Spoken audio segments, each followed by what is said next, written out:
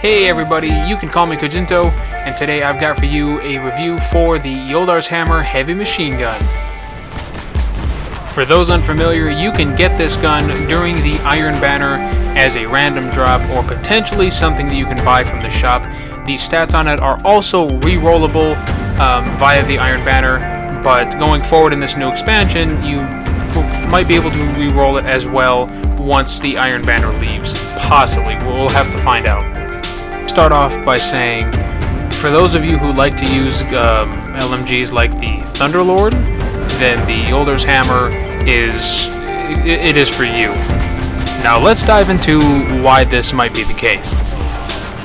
Now, Jolder's Hammer can roll with all of the different elemental types: Void, Solar, and Arc. Mine is Arc, and I like it. Arc works a lot for wizards. In PvE cases, works for a lot of important enemies. Moving on to the first tier of nodes, you can roll Accurized Ballistics, CQB Ballistics, and Aggressive Ballistics. Now mine rolled with CQB, which I found was a pretty good balance for recoil. You didn't lose too much range, and the impact was pretty good. Now the next node down could roll Smooth Ballistics, Linear Compensator, or Smart Drift Control, and any of these are for the player that really likes to focus on having extra stability at the cost of a little bit of range and impact. And lastly, the third node down in the first tier talent tree, you can roll Soft Ballistics and Field Choke, and I find both are pretty good for increasing your range at the cost of stability and impact, which can be good for those kind of players that like to really stand farther back and take out enemies from afar reliably. Next up is Tier 2, and this one can roll a variety of different perks, and this is the first of the two important perks that you want to pay attention to. Now it can roll Counterbalance, Hipfire, Rangefinder, Rodeo, Spray and Play, Persistence, and Take a Knee.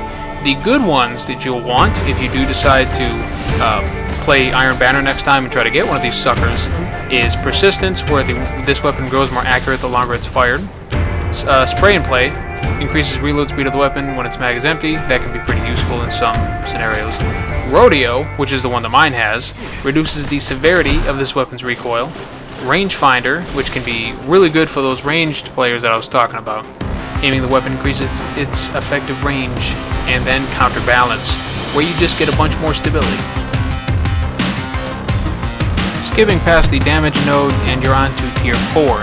And the first node of Tier 4 can roll 3 different ones, which is Perfect Balance, so a lot more recoil, a lot less recoil. Switch Point Sling, switching weapons is faster, and I found that one just kind of and then High Caliber Rounds, which can be useful in certain scenarios, but I prefer high caliber rounds on primary weapons as opposed to heavy weapons, which you're not gonna be in like a test of a firefight. You're just gonna be killing the guy, so you don't really have to worry about messing his aim up. The second set of nodes in the Tier 4 can roll Snapshot, Field Scout, and Hammer Forged. Now the two great ones here are Field Scout and Hammer Forged, where Field Scout increases your magazine size and overall ammo size, which is super helpful. That's the one that I rolled, and I have a magazine of 50 rounds, and when I get heavy for the first time in a match, I have something like 80 or 90 rounds to work with, which means a lot of deaths as long as I don't die myself.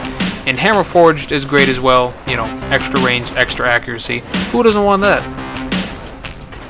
And the last set of nodes in Tier 4 can roll Quick Draw, Flared Magwell, and Skip Rounds, and I honestly wouldn't use any of those over the other two nodes above it that could roll perks that are infinitely better in my opinion. Now on to Tier 5, the variety of nodes that you can roll are great, but the only really truly great nodes that you want to try to roll for are Crowd Control, Feeding Frenzy, and Reactive Reload. Now Crowd Control and Reactive Reload grant you extra damage after kills and reloads respectively, whereas Feeding Frenzy increases your reload speed for a short time after you get some kills, which is the one that I rolled, so I have a ton of ammo in my magazine and I can reload really quickly after a kill. I'm never caught with my pants down trying to reload this thing. Zone B neutralized. So now that you know the ins and outs of this glorious weapon, I bet you're wondering where to use this beast as far as PvE and PvP, and I would say both. In PvE, just use it wherever you want. It's a grid heavy weapon and will do a lot of damage to whatever monster you're pointing it at. And as far as PvP goes, in just regular Crucible and the Infernal playlist, I think you'll do just fine. You'll wreck people in three. If you get 3 headshots with this beast, and potentially 2 headshots and 1 body shot, you'll kill anybody. If they have max armor, it might take 3 headshots or headshots and 2 body shots, just in case they have like that 210 health from all the armor. But that said, it wrecks people in PvP. The only time I would not use this amazing weapon is in the Trials of Osiris.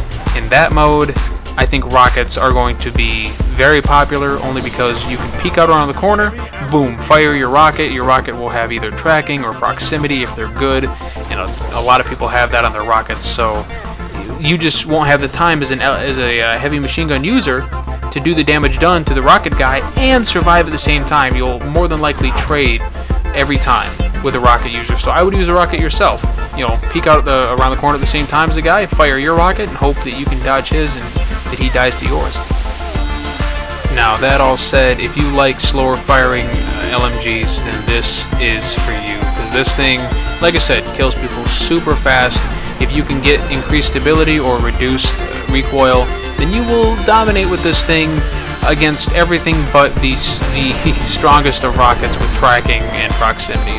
Alright guys, I'm heading out. If you liked the video, then drop it a like, I'd really appreciate it. And if you haven't subbed, then why not subscribe now, you know? Can't hurt, and you'll get more videos from me every 2 days or possibly every day, depending on how much time that I have. And thank you very much for watching. I really super appreciate it. You guys rock. Alright, keep up the good fight, guys. And until next time, Guardians.